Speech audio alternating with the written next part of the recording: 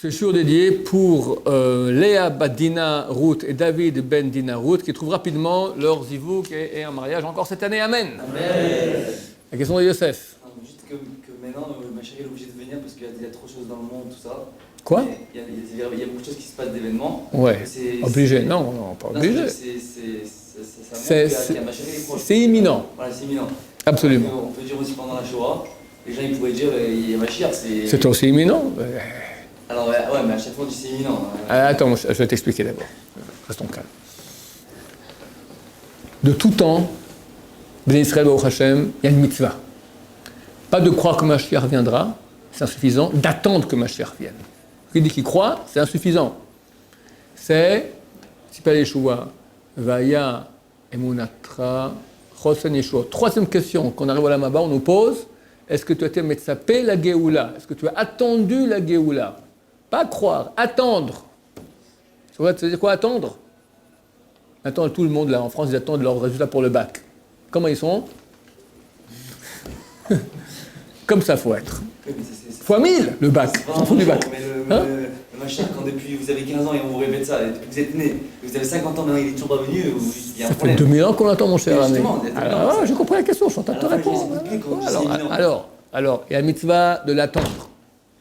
Tous les jours. Et bien qu'il tarde, on l'attend tous les jours. Maintenant, la différence entre nous et eux. Eux, ça veut dire, le Rassag, Rabbi Sadagon, il a attendu de donner une date possible, c'est pas réalisé. Rachid donne une date possible, c'est pas réalisé. Le Rambam donne une date possible.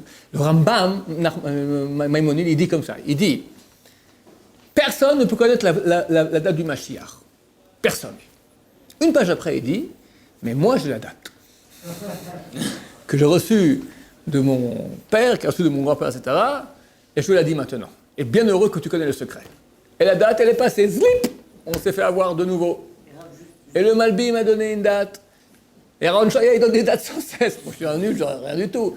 Le Chavetz Chaim, tout le monde, Baruch Hashem, Cham Ben Zion a donné des dates. Ok, alors où ta question? La nuance, t'as une question au milieu? Oui. Parce que comment le Rambam il donne des dates et tout, et comment on peut faire confiance maintenant à Ben Zion qui a dit que vous le verrez de votre vie? C'est-à-dire, si le Rambam... C'est ça ce que j'ai dit. Le Rambam, pour lui, à mon avis, le Rambam, il explique. Il dit, personne ne peut donner une date. Pourquoi le Rassag, Rabbi Sadagon, il a donné une date? Il dit, c'était pour renforcer le peuple. Le peuple, il est en galoute, il souffre. Alors on dit, écoute, voilà, c'est très bientôt. Mais tous qu'on est des Attends. Laisse-moi expliquer. C'est pourquoi je vais arriver à tourner à notre époque, lentement. L'exposé durera 20 minutes. Normalement, tu n'es pas content, on fait la bagarre. D'accord? Laisse-moi terminer ce que j'ai à dire.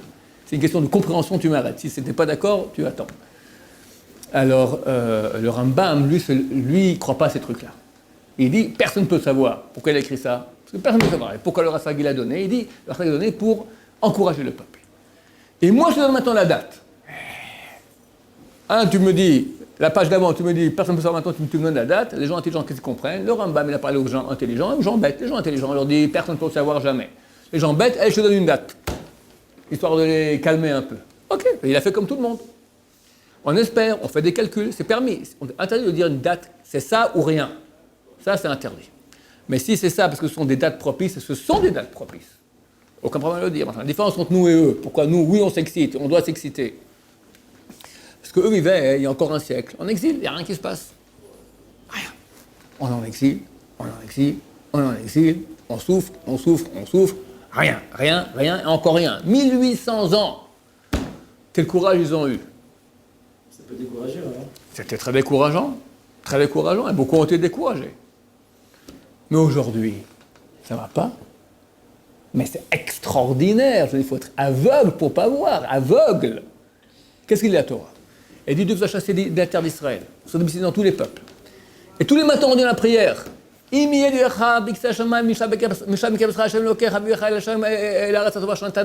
même tu seras au bout des cieux, là-bas, Dieu ira te reprendre, te ramènera dans la terre d'Israël. Partout de toute la terre, on nous ramène en terre d'Israël. C'est marqué dans la Torah. Pourquoi on doit répéter ça tous les matins? Les gens n'y croyaient plus. Mais c'est fini. Je crois qu'aujourd'hui, la majorité des Juifs sont en terre d'Israël. Alors on y est. Regarde ce qu'il y avait ici, là, Ramoth. Il y a 50 ans, il n'y avait rien. Pas une maison. Pas une. Regarde. Une ville de Torah. Mais c'est extraordinaire. Donc, retour physique des Juifs en terre d'Israël. La Gemara dans le traité, Sanhedrin, page 98a, dit Adi Rabbi Abba, tu n'as pas de preuve plus grande de la fin que ce verset de Yecheskel. Il faut lire Yecheskel 36. Tu vas le lire. C'est Yecheskel 36. C'est extraordinaire. Tu lis, ça a été écrit il y a 2500 ans. Tu lis l'actualité. Dieu va ramener en terre d'Israël. Vous rebâtirez les villes. Vous allez défricher le désert. Le désert va donner des fruits. Il y aura beaucoup de fruits. Ce sera abondant, etc. Maman, je crois en train de vivre. Bnei Brak, c'était la ville de Rabbi Akiva il y a 2000 ans. Ben, c'est Bnei Brak, t'as une ville entière, tous les patelins là, tout ça au nom des villes d'antan. C'est extraordinaire. Qui aurait cru ça? Qui aurait cru ça il y a encore 100 ans, il y a 150 ans, il n'y avait rien. Le Ramban Nachmanide, il a été chassé, il a eu donc la disputation de Barcelone. C'est comme ça en bon français, il y a des disputations avec un juif qui se convertit au christianisme, et devant le roi. Et le Ramban a dit, je suis prêt à me bagarrer, à me faire avec lui. À la condition que je peux dire tout ce que je veux. Sur la chrétienté, tout ça, le roi a dit, tu peux tout dire. Il leur a flanqué une de ces années. Il a fait de la chrétienté et de la gnognotte. C'était tellement insupportable que le roi a dit, je suis désolé, mais on me fait trop de pression, tu dois t'expulser du pays. Alors il est parti en terre d'Israël, il est venu à Yerushalayim, il est arrivé ici, il n'y avait pas Minyan. À Yom Kippour, il a dû amener des gens, quelques juifs teinturiers de Hebron. Et pas Minyan à Yerushalayim, rien, mort. Qui aurait cru? Regarde ce qui se passe aujourd'hui. Les gens chantaient au mariage, Od Ishama, Baïrouda, Versot, Yerushalayim. Encore, on entendra dans les montagnes de Yehuda et les quartiers de Jérusalem, Kol Sasson, Kol Simcha. Il y a encore le voix de Khatan, la voix de la Kala. On n'y croyait plus. T'as un jour sans mariage ici, 120 mariages ici à Yerushalayim, à part les jours où c'est interdit. Baruch Hashem, pas 20 mariages, 100 mariages. Kol Sasol, Kol Simcha, Kol Khatan, Kol Kala, plein. C'est une prophétie réalisée, c'est tout nouveau. Alors qu'est-ce que je dis? Retour en terre d'Israël physique, la terre qui donne ses fruits. Aujourd'hui, tu n'as aucun pays au monde, aucun, où la verdure gagne sur le désert. Partout le désert gagne sur la verdure, à part Israël. La verdure gagne sur le désert. Seul pays au monde. On exporte des fruits dans le monde entier, les bons fruits. Les bons fruits sont exportés. Nous, on laisse que les restes ici en termes. Les bons fruits sont exportés. Les agronomes israéliens, dans le monde entier, ils vont. C'est des grands spécialistes. Regarde, du désert, on a fait un jardin potager. Extraordinaire. Il y avait quoi ici? Il n'y avait rien. Deuxième signe. Troisième signe. La Torah. Depuis qu'on est parti en galoute, il n'y a pas eu de centre de Torah en Israël aussi grand que ce qu'il y a maintenant. Bli ayin hara. Mir, ça change sans cesse. C'était 8000. Non, c'était 6000, maintenant c'est parti 7000, 8000, 9000 élèves. Une yeshiva, 9000 élèves. On parle de la grande yeshiva de Vologine, il y avait 120 élèves, il y a 2 siècles. Radin, peut-être 60 élèves. 9000 élèves. Ponovitch, 3-4 000 élèves. Et Shlomo Yosef, 30 élèves. Mais qui valent comme des milliers. Avec les Rabbanim, les Avrechim 60, Baruch Hashem. Et jamais le monde doit être aussi florissant. Tu sais, les livres, tous les jours, en Israël, tu as 2 Torah qui sont édités. Au moins 2 livres de Torah. C'est fantastique. Tous les jours. Une floraison. C'est vrai qu'à la fin des temps, on demandera à chaque juif quel livre tu as écrit. Chacun aura son livre qu'il aura écrit. Ça, on est en train de le vivre. Quatrièmement, de l'Asbenon de Liste, le plus important, c'est marqué à la fin des temps, c'est marqué dans la Torah. Dans Dvarim, chapitre 30, le Rambam écrit dans le Tchouva, la Torah a promis qu'à la fin de leur exil, Bnei Israël font Tchouva. Et immédiatement, ils sont sauvés. Il n'y a jamais eu de l'histoire un mouvement de Tchouva pareil. Si ce n'est avec Mordechai Esther, à Shushan, à Bira, il y a 2500 ans, à cause du décret de Haman. Mais là, une Tchouva volontaire, c'est anormal. Chaque bachoua qui arrive ici, c'est un miracle. On a des miracles tous les jours, des gens d'où ils viennent. Pas perpète les oies. La planète Mars, ils arrivent. Ils font Tchouva. Comment ça se fait? Tout à coup comme ça? Rien qui se passe. La Shoah, tu me dis. Oui, la Shoah, c'est clair, ça fait partie. C'est marqué qu'avant Mashiach vienne, il y aura des malheurs terribles. Daniel, le dernier chapitre de Daniel, c'est marqué en ce temps-là. Ce sera le temps de la rédemption, arrivera un malheur au peuple qu'il n'y aurait pas eu durant toute l'histoire, une détresse qu'il n'y aurait pas eu telle que cette détresse durant toute l'histoire. La Shoah? L'Égypte, c'est pire. Non, c'est pas pire que la Shoah, l'Égypte. Jamais de la vie. Jamais, jamais. On dit, Pharaon, il égorgeait 300 enfants pour baigner dans leur sang une fois par jour. Ok, 300 enfants. Auschwitz, dans les bons jours de Auschwitz, c'était 17 000 juifs par jour. Rien que Auschwitz, sans parler de Treblinka, Dachau, etc. Ça n'a rien à voir, rien à voir. Rien à voir. Continue. Comment ça? Attends, j'ai pas fini, je continue. Alors, qu'est-ce qu'on a vu? Qu'est-ce qu'on a encore? Ishmaël. C'est vrai que dans le Midrashim, quand Mashiach vient, Ishmaël tombe. Il y a 50 ans, il y avait la Ligue arabe, président Nasser, un gouverneur puissant, charismatique. 8 pays arabes viennent en guerre contre nous, la guerre des 6 jours. Des superpuissances. L'Égypte, la Jordanie était super bien armée par les Anglais, entraînée par les Anglais. La Syrie, l'Irak, l'Iran, l'Arabie Saoudite. Les Tunisiens ici, ils ont envoyé un peloton de 100 soldats. Tous contre nous. Qu'est-ce qui reste d'eux? L'Égypte qui était le centre, le maître, ratatiné. Ils sont nuls aujourd'hui, plus rien. L'Irak, Saddam Hussein, l'Arabie Saoudite a dit, depuis Nabucodonosor, il n'y a pas eu de tyran, de chef en Ishmaël aussi fort que Saddam Hussein. C'était, à mon avis, le Gilgul de Nebuchadnezzar, de Nabucodonosor. Viennent les deux pères et fils Bush, clac, liquidés. L'Irak aujourd'hui, c'est rien. Gamarno, t'as 20 groupes rebelles en train de se battre les uns contre les autres. Les Kurdes, le Daesh, les Iraniens, les chiites, les sunnites, les Valaouites, les machins. Il reste la Syrie. Avec le père Hafez el-Assad et Marshmo Bachar el-Assad, son fils. Qu'est-ce qu'il y a de la Syrie? Il y a encore 5 ans, c'est une superpuissance. Ratatinée. La Jordanie, il n'y a plus rien. Qu'est-ce qu'il y a? L'Arabie Saoudite, des nuls. On va pas dire qu'il tombe, le monde arabe. Mais il est tombé. Non, mais d'accord, mais C'est ça, dire 4-5 millions de migrants qui partent comme ça en Europe. Mais justement, c'est encore pire, ils vont conquérir d'autres pays, mais ils sont... Ouais, mais c'est pas une conquête arabe, c'est une conquête de réfugiés, c'est rien. C'est pas... Quand on parle de grandir, c'est une malchoute, une royauté puissante. C'est ça, être fort. Rien. Au contraire, ils sont haïs par tout le monde, les terroristes, tout ça. Il y a un journaliste palestinien, comment il s'appelle? J'ai oublié son nom. Dans mes cours sur les Havas, j'ai cité là-bas. Depuis l'éclatement de l'intifada des couteaux, je traverse une déprime intellectuelle profonde. Non pas une dépression psychologique, mais une remise en question de ma motivation, ainsi que de mes finalités.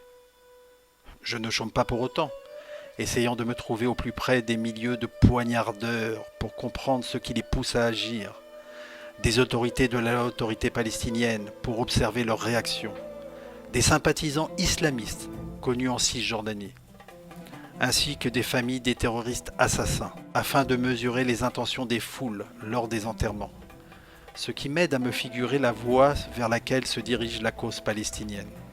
Une cause pour laquelle j'avais décidé de consacrer mon existence, allant jusqu'à suivre Yasser Arafat au Liban, puis dans son exil tunisien, avant de le quitter, alors qu'il occupait la Moukata de Ramallah, horrifié par sa pédophilie étalée aux yeux de tous, et par ses agissements qui nous conduisaient droit à l'apocalypse plutôt qu'à la paix.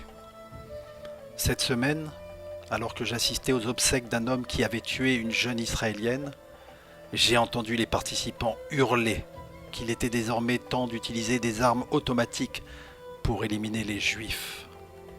Je n'ai pas discerné la moindre expression de regret ou d'humanité, la moindre trace d'intelligence ou de désir construit d'édifier l'État de Palestine.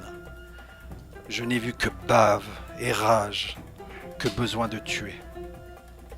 En fermant les yeux, j'avais l'impression d'être entouré de morts vivants, en train d'avancer, tels qu'on les voit dans les films d'horreur. Ils ne cherchent nullement à remporter un quelconque combat, mais uniquement à tuer les ennemis et à mourir ensuite pour atteindre le ciel et les vierges qui s'y prélassent en les attendant. Ils en sont à ce point persuadés qu'ils le crient en chœur à la moindre occasion. Ils ne sont responsables de rien, ils sont irresponsables. La vie terrestre n'a aucune valeur à leurs yeux. La mépriser, c'est se rapprocher d'Allah. Tout est faute de l'autre. et l'autre le plus proche est l'Israélien. Donc il se jette sur les Israéliens pour les tuer. La situation que je décris en Cisjordanie est la même que celle qui ravage actuellement la presque totalité du monde musulman. Or, face à une violence inouïe qui les effraie, les Occidentaux ont perdu leurs repères et partant l'énergie nécessaire à se protéger. Au prétexte d'éviter l'islamophobie et l'amalgame, ils ont abandonné leur sens critique et ne discernent plus le phénomène abominable qui se déroule pourtant sous leurs yeux. C'est donc moi, un Arabe, pétri de honte et de repentir, pour sauver l'honneur de quelques-uns, qui vais leur proposer un petit récapitulatif.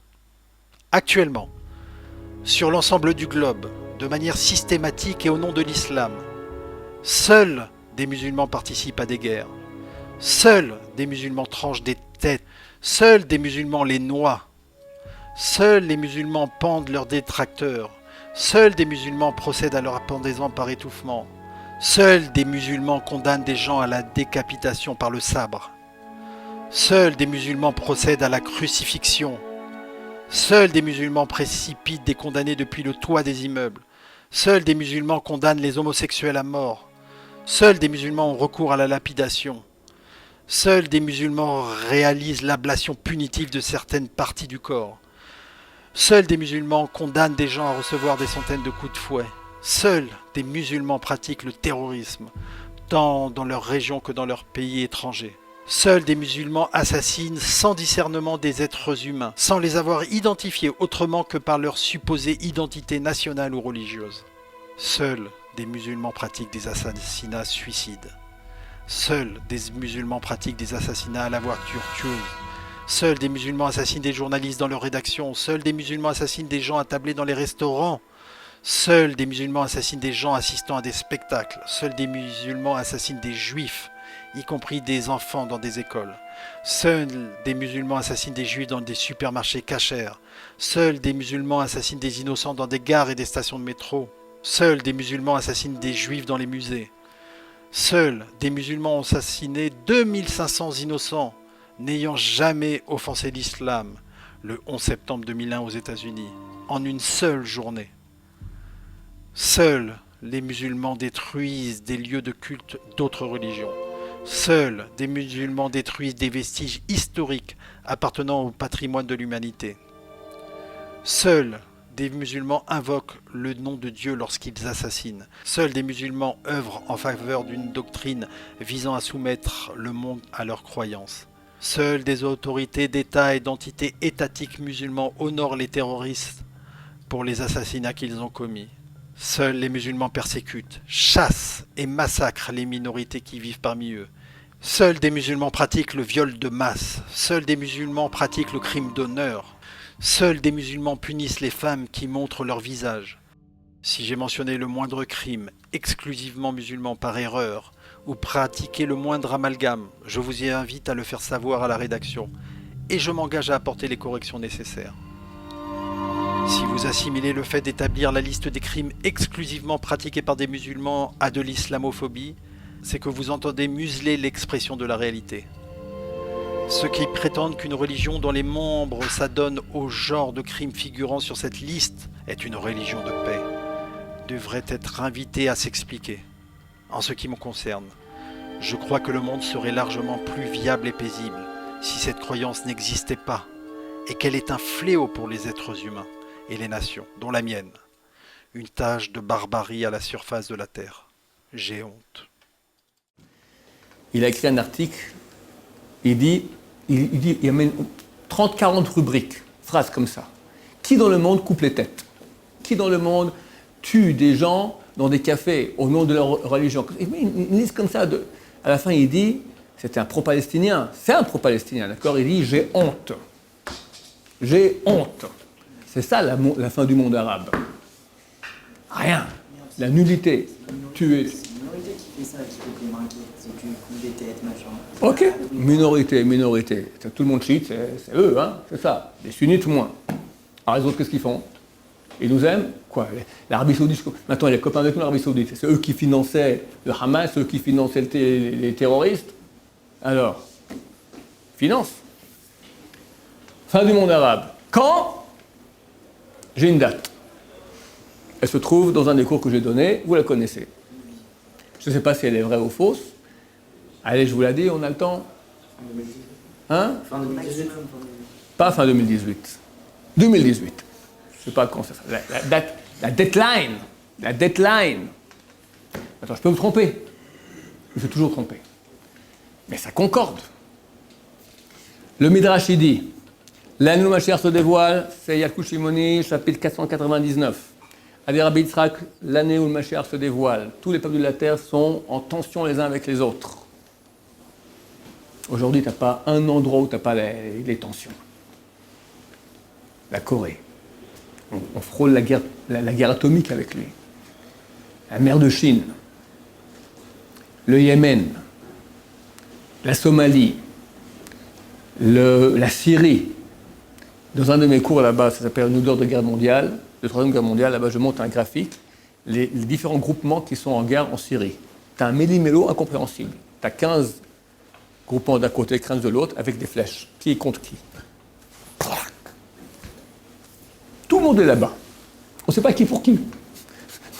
Personne. Tu as les rebelles, tu as les machins, tu as les Français qui sont avec les rues. Incompréhensible. L'Ukraine. La tension entre Poutine et l'Amérique, elle a voté 87, le Sénat, 87 voix contre 2, des sanctions contre la Russie. Ça chauffe. Poutine, il dit, attention. Attention. Il a dit à certains journalistes, les Américains rapprochent leurs missiles. D'abord, ils pouvaient rentrer que 200 km, maintenant 500, maintenant 1000 km. Attention. Première fois de l'histoire, depuis la guerre de Corée, je crois, où des avions américains ont descendu un avion ennemi, syrien. L'utilisation du chimique par Bachar el-Assad, le Daesh, Hezbollah, on va arriver à Hezbollah. Bon, donc tension dans le monde entier. Le roi de Perse est en tension avec le roi d'Arabie. Hachem a fait un grand miracle. Quand Mohammed est décédé, il n'y avait que des filles. Il faut un homme pour la continuation. Qui va être le continuateur de Mohammed? Marlock, divergence d'opinion. Abu Bakr, son compagnon de combat. Il dit non, Ali, son gendre. Depuis, il y a deux groupes chez les musulmans, les chiites et les sunnites. Et ils se haïssent. Un jour, je crois que c'est les sunnites ont tué le cousin chiite et ils ne l'ont pas vengé. Et jusqu'à aujourd'hui, ils font une fête où ils se lacèrent. J'ai un ami irakien, réfugié irakien, il m'a dit, il a vu quelqu'un qui ça, il s'est mis des hameçons dans la bouche, comme ça, il les plante dans la joue, comme ça, et il tire une charrette. Il transpire, il souffre. Et si quelqu'un ose rigoler, on le coupe en petits morceaux. Pourquoi? Il se flagelle avec des sabres, du sang partout. Pourquoi? On n'a pas vengé la mort du cousin. Sans commentaire. Ils se haïssent. Au point tel que les sunnites sont prêts à faire la paix avec nous. Notre ami l'État sioniste, Friedman, qu'est-ce qu'il est exactement? Un conseiller de... Hein? L'ambassadeur des États-Unis en Israël. Il est venu avec Trump à Riyad. Comment un pied juif peut-il fouler la terre sainte arabe? Ah, ils ont mis des tapis.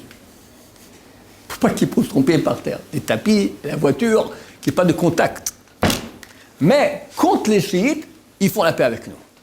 Et on leur donne des renseignements et de l'aide militaire, absolument. Contre les chiites. Alors, continue le Midrash qui dit « Le roi de Perse est en guerre, est en tension contre le roi d'Arabie. » Le roi de Perse, c'est l'Iran, chiite, contre le roi d'Arabie, sunnite. Trump, il est en train de donner 400 milliards d'armes, pour 400 milliards de dollars d'armes à l'Arabie Saoudite pour l'armée. Contre qui? Contre l'Iran. Parce que l'Iran et la Russie, ça va ensemble. C'est la Corée, la Chine, la Russie, l'Iran, c'est un bloc. Et maintenant, la Turquie s'y met avec eux et le Qatar. Pourquoi dernièrement, ils ont coupé tous les contacts avec le Qatar? Le Qatar s'est branché plus avec l'Iran. Donc Trump, il met, hop, on les coupe. Deux blocs. Donc tension entre le roi de Perse et le roi d'Arabie. va le roi d'Arabie prendre conseil chez Édom. Édom, c'est l'Occident. Trump vient là-bas, allez, tric, 400 milliards d'armes. Qu'est-ce qu'il va faire le roi de Perse? Il va attendre. Revient le roi de Perse, il va attendre quoi? Que l'Arabie Saoudite soit une grande armée comme ça pour le défoncer. Revient le roi de Perse et détruit le monde entier. Et tous les peuples de la terre sont terrorisés, font du bruit, tombent sur leur face, sont pris des contractions comme une femme qui accouche. Et bien Israël sont terrorisés, font du bruit. Et ils disent, oh aller ou venir, ou aller ou venir. Qu'est-ce qu'on fait? Il y a des centaines de cellules dormantes iraniennes dans le monde entier. Trump, il a dit, c'est le centre du terrorisme mondial, l'Iran. Qu'est-ce qu'on fait? On reste en France? Impossible. Ils ont des centaines, rien qu'en France, de cellules dormantes. On vient en Israël. T'es fou? Là-bas, il y a des missiles partout. Le Hezbollah du Nord, le Hamas du Sud. On va où? Bloqué. Acapulco. C'est pas mieux. Dieu leur dit, mes enfants, pourquoi vous avez peur? N'ayez pas peur, le temps de Géoula est arrivé. Ça correspond à la réalité. Je continue. Sanhedrin 98b, Rachidi, Gog ou Magog, la Perse envahit l'Irak. Et de là-bas, ils viennent et conquistent Israël. Elle est où la Perse aujourd'hui?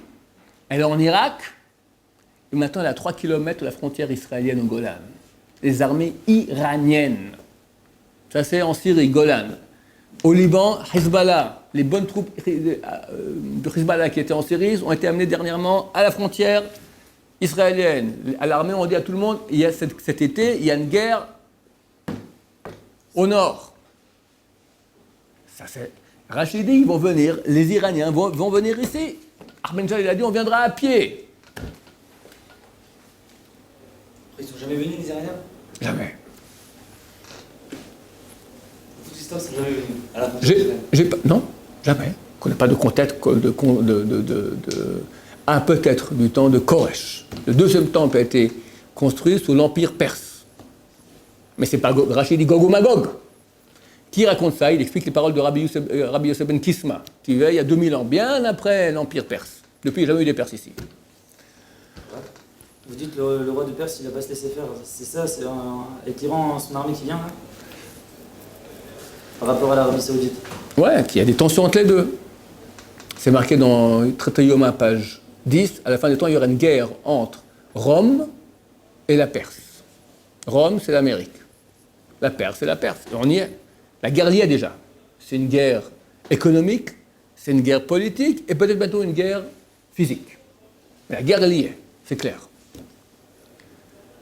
Aujourd'hui, hier, le Gaon de Vilna qui dit que lorsque, merci, que peu avant la Géoula, les Russes vont conquérir la Crimée.